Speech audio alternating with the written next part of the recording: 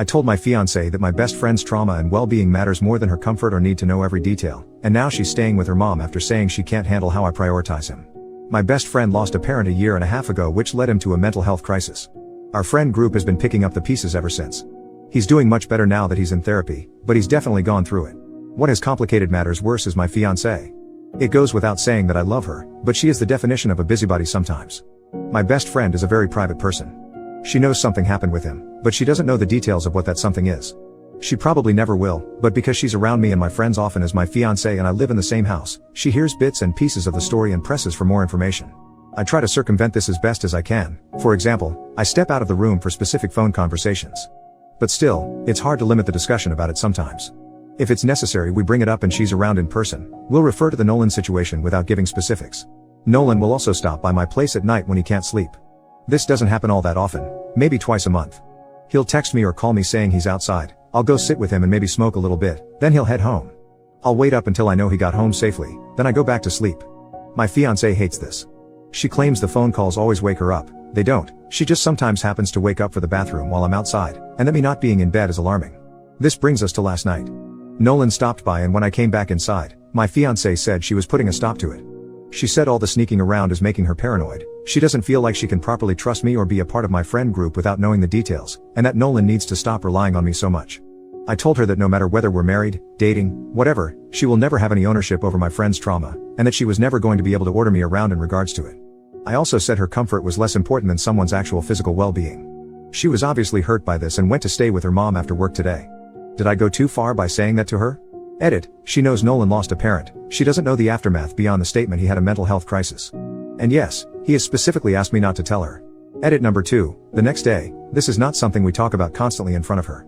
I'm giving examples that have happened over the past year and a half. Also, Nolan does see a therapist. He comes to my place to hang out. Update, 4 days later. Since my first post, I've had 3 conversations with my fiancée relating to this topic. The first didn't go well. I still had a lot of walls up that didn't allow me to engage properly. I didn't get angry, I just didn't say much at all. My fiancée told me what a lot had already assumed. She didn't feel like a priority. She was hurt by my comment and my actions. She gave me specifics on what needed to change if we were to continue.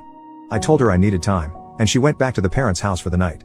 I took this night alone to truly think over the things she had requested, no more late night visits and other harsh boundaries being put into place, and tried to imagine a life where that happened. The second conversation was much more impactful. I took feedback I was given here, which mainly centered around honesty and apologies.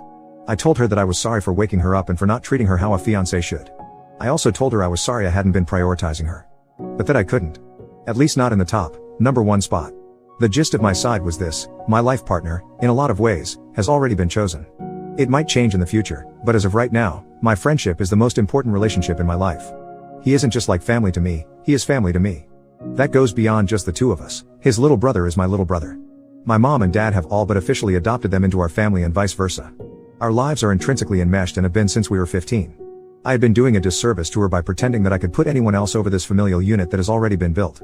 This conversation was difficult for us both. We cried together, we attempted to compromise, but the truth of it all boiled down to if he needs me, or even just wants me, I'm going to do everything reasonably in my power to be there for him.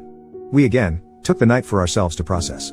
And that leads us to the final conversation, which was about our future. She told me she had known the end was coming and had begun to accept it long before our conversation. I agreed. We're also planning a move Jess out party between just us two where we try to have fun with it and reconnect as friends. She told me, in customary breakup fashion, that she's going to cut bangs in my bathroom at some point during this planned night. So, was I the jerk for saying that my friend's trauma was more important than her comfort? Yeah. I totally was.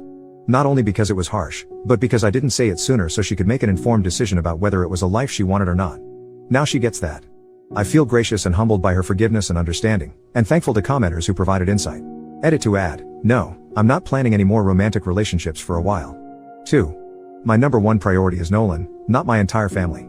He and I are the familial unit I referred to. Relevant comments. Responding to those who tell him he needs to set boundaries with Nolan for both of their healths. OP, I'm genuinely fascinated by this point of view. We do have other friends and boundaries with one another. 2 people choosing to share their lives together and not actively pursuing romantic relationships doesn't automatically lean towards something unhealthy. At least from my perspective. I think it's all just about how people want to live their lives and different priorities. But I seem to be in the minority here. There is only so much about my friendship with him I can include here, and this update post was largely centered around what happened with my ex-fiancée. Why would I list boundaries I have with my friend that are unrelated to this single conflict I posted about? In my eyes, he didn't sabotage anything. I chose my priorities, they were out of line with what was required for a romantic relationship, and I'm now out of that relationship. The value of said relationship is relative. I hope Jess and I remain close friends, but I feel relieved to be rid of extra pressures when I wanted to live my life one way and she wanted something else. I do have a therapist. He does not trauma dump on me. We talk like normal people do. He sees a therapist regularly. I've known him since we were 15, we're 25 now. Commenter number 2, dude, why get engaged in the first place?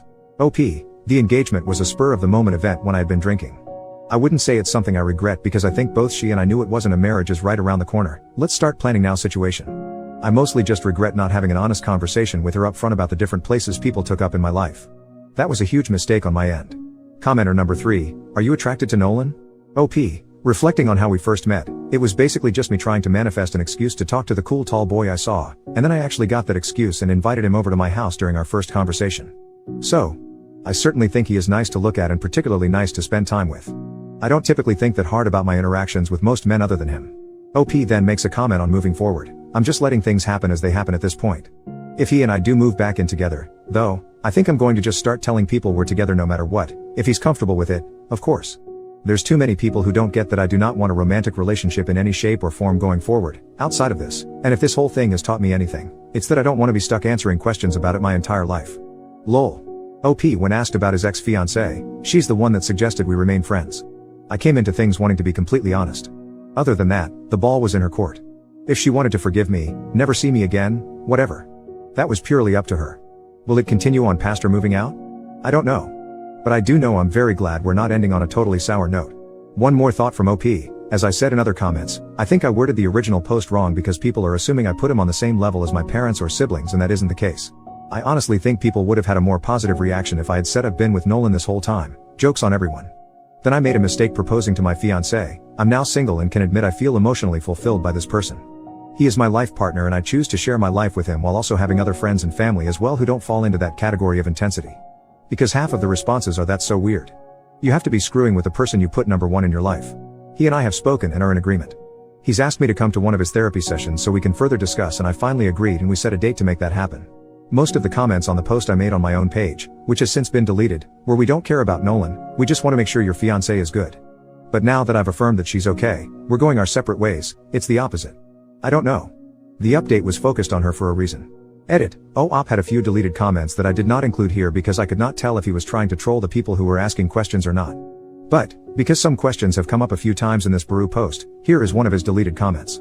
Someone asks a very stereotypical intimate life question about him and Nolan. OP says, I've got metaphorical leash holder in my bio for a reason.